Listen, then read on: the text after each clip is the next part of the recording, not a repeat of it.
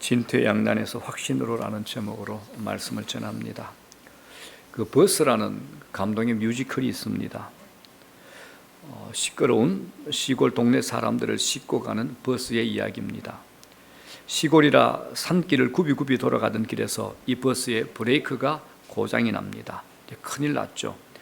다행스럽게 운전수가 노련한 분이라 한쪽은 절벽이요, 한쪽은 낭떠러진 내리막길을 간신히 잘 피해 내려왔습니다. 그런데 어찌되었든 버스는 멈춰야 됩니다. 운전수가 앞을 살피던 중에 약간 먼 곳에 건초더미가 있어서 그쪽으로 돌진을 합니다.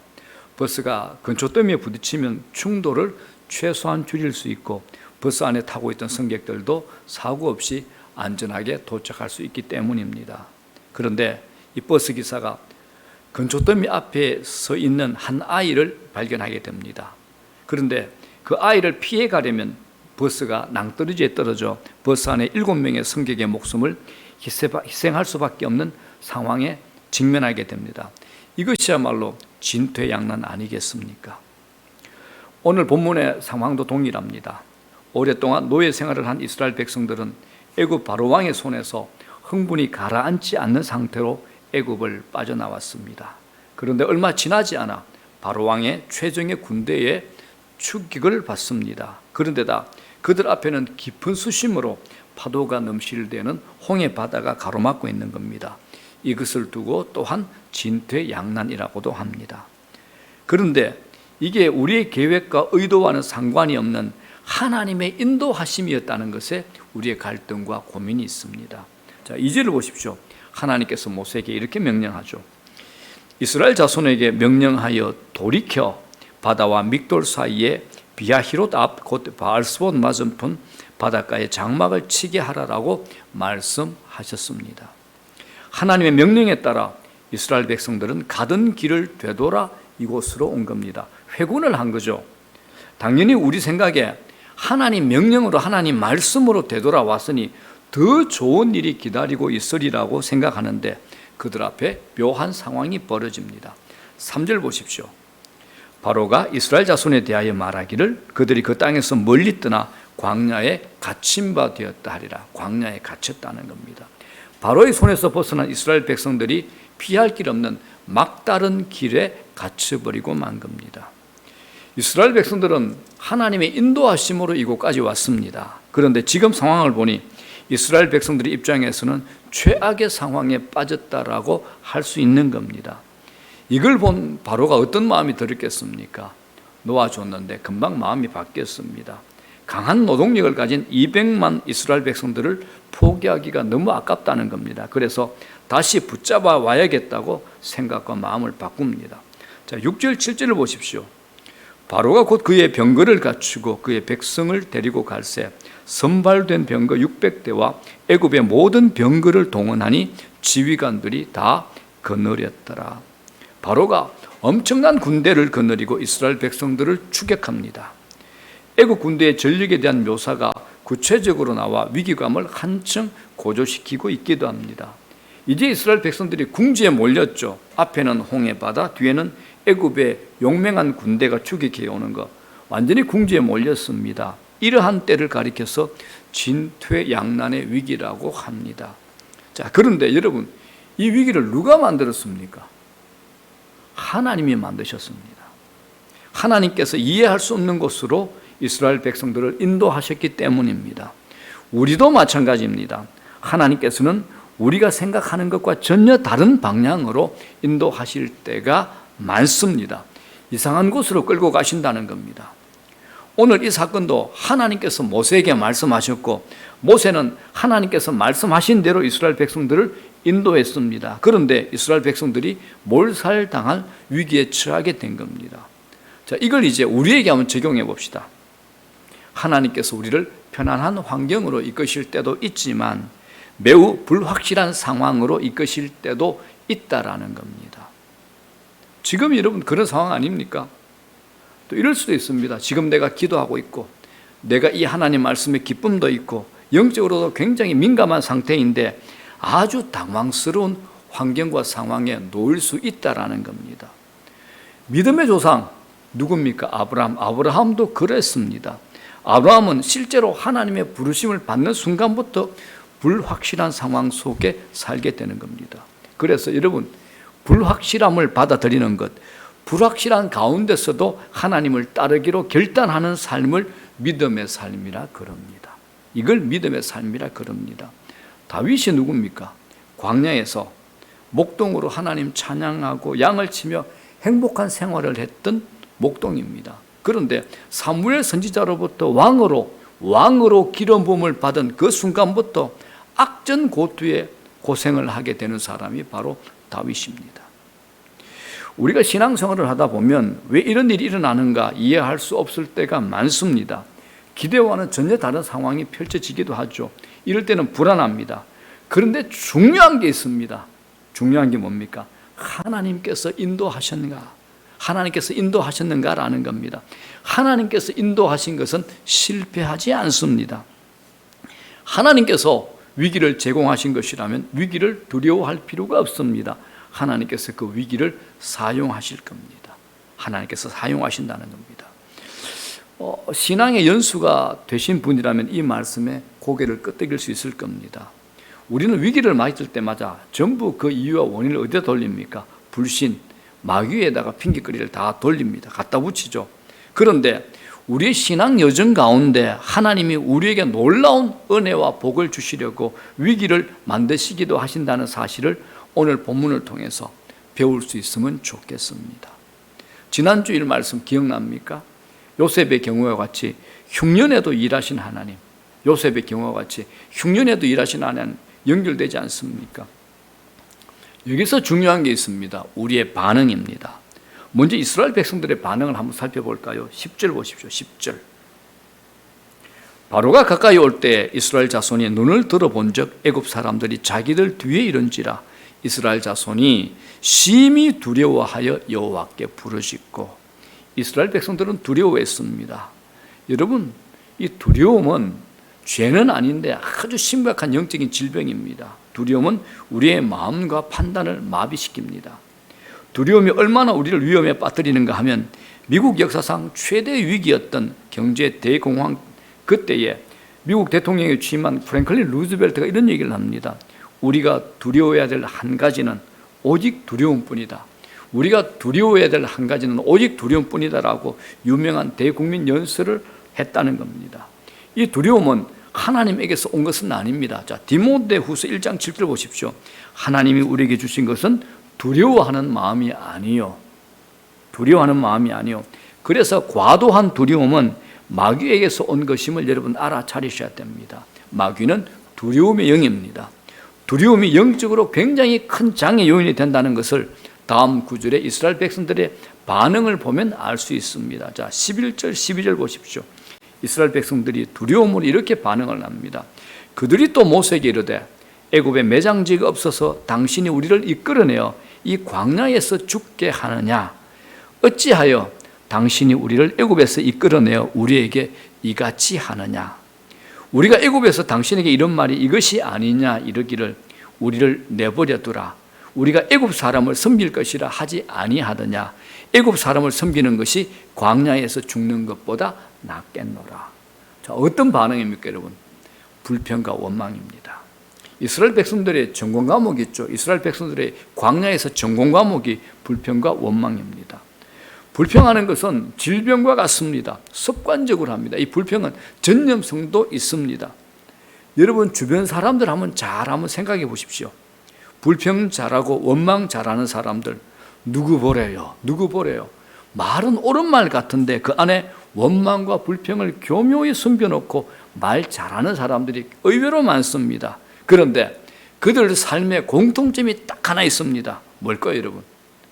불평과 원망이 많은 사람들의 공통점이 있습니다. 삶이 거칩니다. 부자로 살 수 있습니다.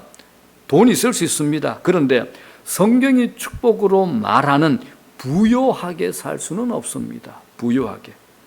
부자로 사는 것과 여러분 성경이 말하는 축복, 부자로 사는 것과 성경이 말하는 축복인 부요하게 사는 것, 그 차이를 여러분 아십니까?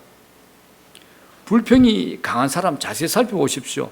삶이 참 거칩니다. 마음에 평강이 없습니다. 저희 교회가 셀 목장 교회로 전환을 준비하고 있습니다. 제가 지난 며칠 동안 기도원에 머물면서 서두르지 않아야겠다는 생각을 하게 됐습니다.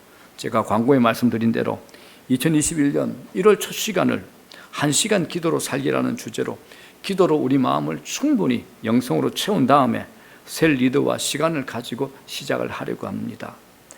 셀 목장에 대해서 제가 묵상하면서 하나님께서 제게 확실한 2가지 마음을 주셨어요. 그게 뭐냐? 이 목장의 치유적 환경이 되면 좋겠다. 목장의 치유적 환경을 조성해야 된다. 그리고 이 목장 안에서는 거의 대부분이 긍정적인 피드백을 해야 되겠다. 이 2가지 마음을 주셨습니다. 이 시대 사람들 누구나 대부분 말을 참 잘합니다. 자기 나름의 식견도 있고 자기만의 정답을 가지고 살아갑니다. 성공지향적 목표를 위해서 정말 열심히 사시는 분들입니다. 그런데 공통점이 있죠. 누구나 대부분 외롭습니다. 많은 분들이 외로워합니다. 그래서 이 셀 공동체에서, 셀 목장에서 서로를 받아주고 불편한 어떤 이야기도 서로가 충분히 들어주고 함께 아파하고 공감을 이룰 때 그 자리에 하나님의 임재와 성령의 역사가 일어날 것을 저는 믿습니다. 이런 공동체가 치유적 공동체입니다. 이 치유적 환경을 만들어야 된다는 거죠. 셀 목장에 치유적 환경이 만들어지지 않으면 이 공동체가 사람을 죽이는 공동체가 될 수 있습니다. 불평이 나오고 원망이 나오는 겁니다. 그래서 어떤 말이나 어떤 경우에도 긍정의 말로 반응해 주셔야 됩니다. 긍정적 피드백을 해야 된다는 겁니다. 좋은 소식이 들려올 때는 함께 환호하고 박수 쳐주고 하이파이브하고, 그리고 힘들고 어려운 일을 들을 땐 함께 탄식하고 사랑의 신음을 낼 수 있어야 된다는 겁니다. 함께 웃어주고 함께 울어줄 수 있는 그런 공동체가 되어야 됩니다. 또 있습니다. 셀 리더조차도 부끄럼 없이 자신의 약점과 아픔을 자연스럽게 내놓게 될 때 그 공동체는 살아납니다. 이것이 셀의 영적 파워가 됩니다. 제가 지금 제자훈련 한 8팀 정도를 하고 있는데 이 제자훈련에 예수님의 사랑 이 교제는 12주 코스입니다. 딱 3달 안에 끝이 납니다. 그런데 제가 지금 하는 것은 이 교제를 가지고 80주, 약 1년 6개월까지 하는데 이렇게 연장되는 이유가 있습니다. 제자훈련 안에서 이분들을 살리기 위함입니다. 제자훈련이 이렇게 연장되는 이유는 셀의 성격이 이 안에 많기 때문입니다. 부끄럼 없이 자기의 아픈 상처와 자기의 아픈 과거, 나쁜 기억들을 다 끄집어내놓을 수 있기 때문입니다. 그대로 두면 병이 되었을 것을 이제 이 공동체를 통해서 치유가 되고 앞을 볼 수 있게 되는 겁니다. 제가 인도하는데 저 자신이 치유되는 부분도 굉장히 많습니다. 이게 이제 셀 공동체의 신비가 되는 겁니다. 셀 목장은 어떤 경우에도 불평과 원망이 없는 긍정의 공동체로 만들어져야 됩니다. 여러분, 불평, 원망, 이거 전염성이 있습니다. 코로나19보다 훨씬 더 강한 전염력을 가진 게 뭐냐? 불평의 전염성입니다. 불평의 전염성. 40년 광야에서 이스라엘 백성들을 이끈 모세에게 가장 힘든 게 뭐냐? 백성들의 불평을 다루는 것이었습니다. 입만 열면 불평과 원망 아닙니까? 모세가 가장 힘든 게 이거였습니다. 자, 그렇다면 여러분, 이스라엘 백성들은 왜 불평할까요? 왜 불평하게 됐을까요? 답은 이거죠. 영적 눈이 감겨졌기 때문입니다. 영적인 눈이 감겨졌기 때문입니다. 영안이 닫혀져 버린 겁니다. 그들이 불 기둥과 구름 기둥으로 하나님의 인도하심으로 이스라엘 백성들이 이곳까지 왔습니다. 앞으로도 하나님의 임재는 그들을 떠나지 않을 겁니다. 하나님의 영광이 그들과 함께 할 겁니다. 그럼에도 그들은 지금 자신들을 추격하는 애굽의 군사들로 인해 두려움에 빠지게 됩니다. 그래서 그들이 모세에게 원망하고 불평하고 공격을 하죠. 이스라엘 백성들이 뭐가 나쁘냐? 하나님의 군대를 못 보고 하나님을 보지 못하고 애굽의 군대를 보고 있는 겁니다. 그들의 눈에는 하나님보다 이 상황이 더 크게 보인 겁니다. 여러분, 신자에게 하나님보다 상황이 더 크게 보일 때 이때 문제가 생깁니다. 사고가 납니다. 하나님은 점점 작아지고 상황은 마치 괴물처럼 우리에게 다가오는 듯합니다. 이때 대부분의 사람들이 무너집니다. 우리에게 문제가 발생하면 신자에게 문제가 발생하게 되면 하나님의 능력이 확대되고 그것이 해석되어져야 되는데 도리어 문제를 확대해서 해석하는 경향이 있습니다. 하나님을 믿는 것이 아니라 최악을 상상을 합니다. 극도로 시야가 좁아지죠. 불안과 두려움에 갇혀버리는 겁니다. 사람들이 말하는 믿음이 가슴에 와닿지 않는 겁니다. 자, 그런데 여러분, 믿음의 사람은 어떤 사람이냐? 믿음의 사람은 문제를 확대해서 보지 않고 하나님을 확대해서 봅니다. 이걸 믿음의 사람이라 그럽니다. 여러분, 믿음으로 산다는 게 어떤 겁니까? 이전에 한 번도 가보지 않는 길을 가는 것과 같습니다. 누구든 하나님을 다 알고 믿음의 길에 들은 사람 아무도 없습니다. 그래서 믿음으로 살면 불안하기도 합니다.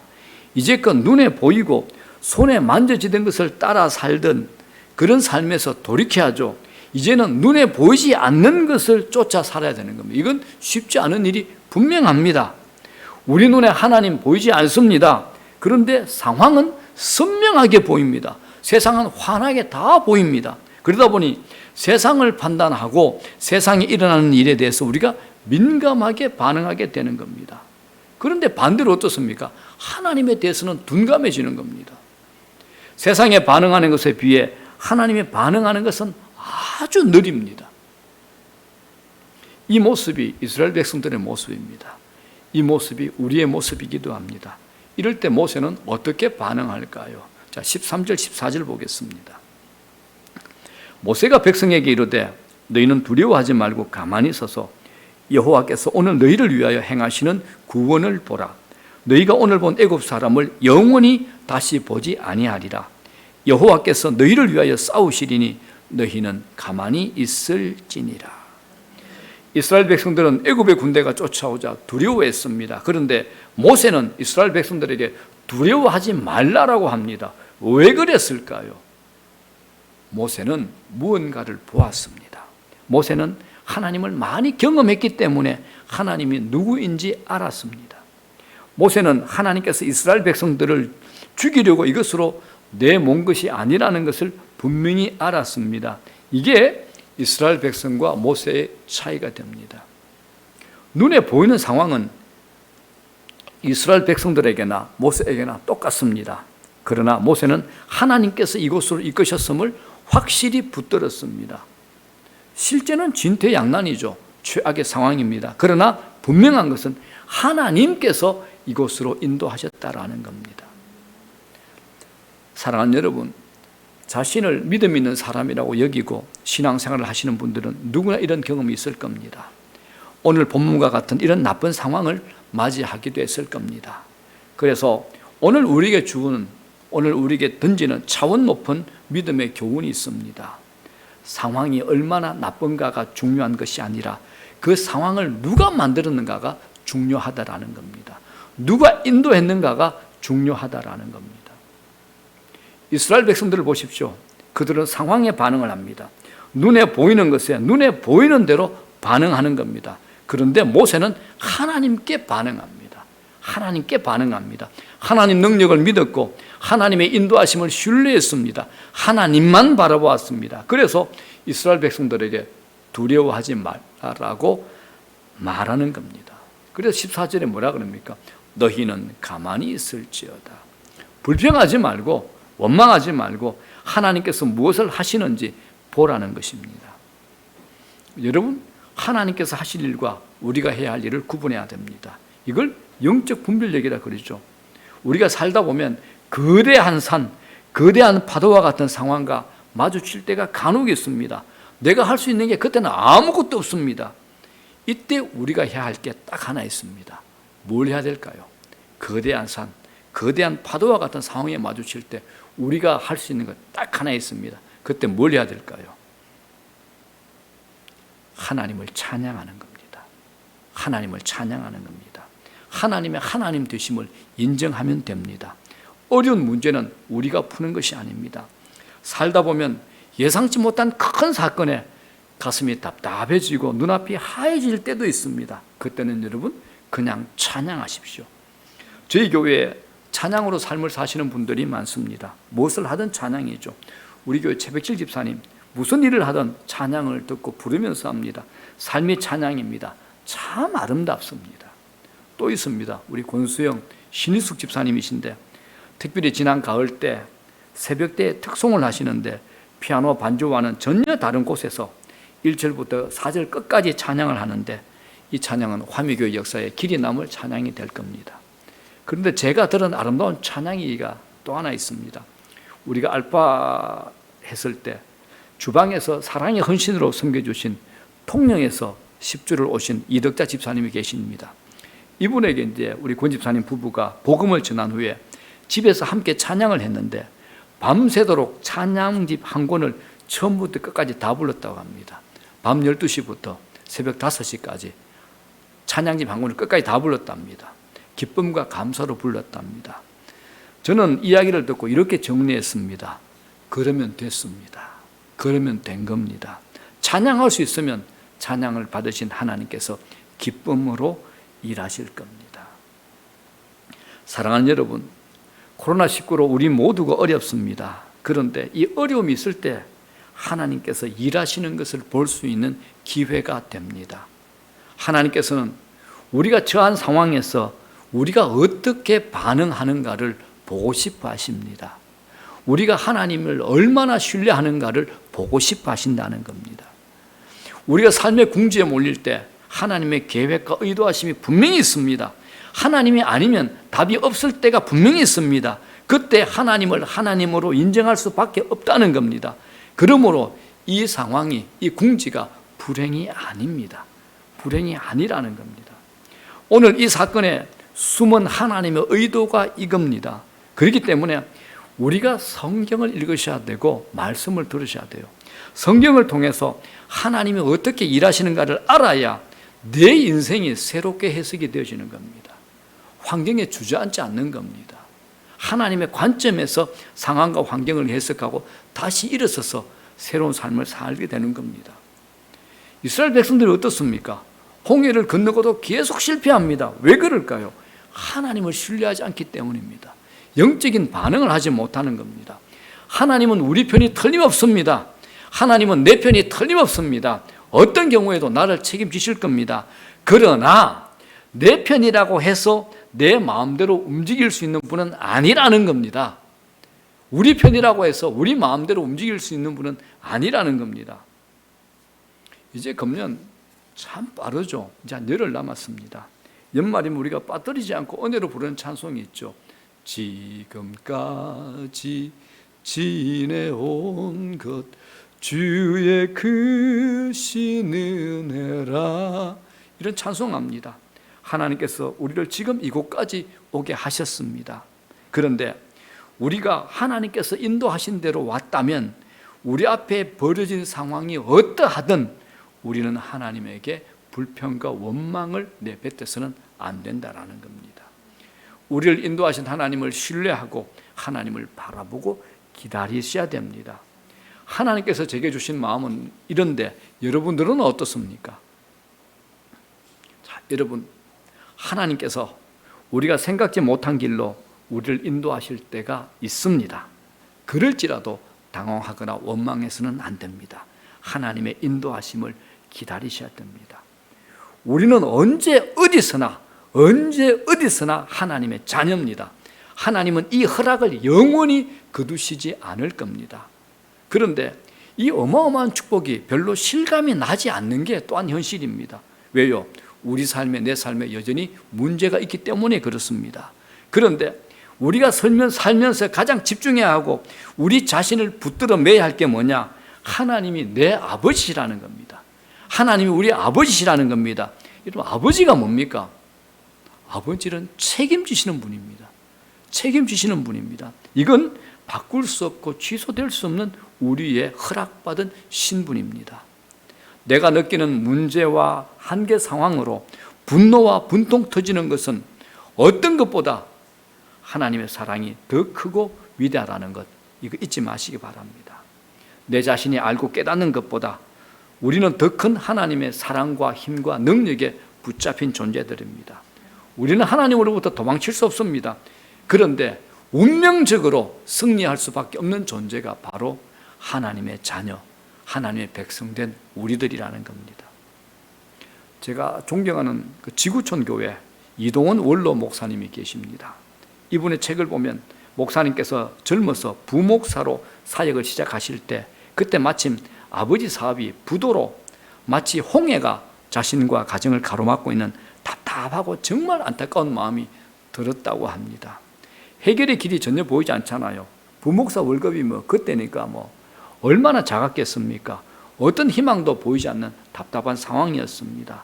그럼에도 목사님께서 비록 부모님의 빚이지만 부모님의 부채지만 해결해야겠다는 그 마음의 부담이 생기더랍니다. 쥐꼬리만한 봉급으로 부채를 청산한다는 것 까마득한 일처럼 느껴졌지만 이 목사님께서 피하지 않았습니다. 도망하지 않았습니다. 믿음으로 대응하기로 결정했죠. 그래서 부목사 월급의 절반을 부채를 갚는 데 사용했답니다. 놀랍게도 정말 놀랍게도 수년이 지난 어느 날 하나님의 도우심 은혜로 갚아야 할 빚으로부터 완전히 자유하게 됐습니다. 그런데 이게 끝이 아닙니다. 이것보다 더 큰 기적이 일어났습니다. 이 과정에서 이 가정의 가족 전체가 돈의 부채보다 더 무서운 죄의 부채를 청산하고 구원받는 기적이 일어나게 된 겁니다.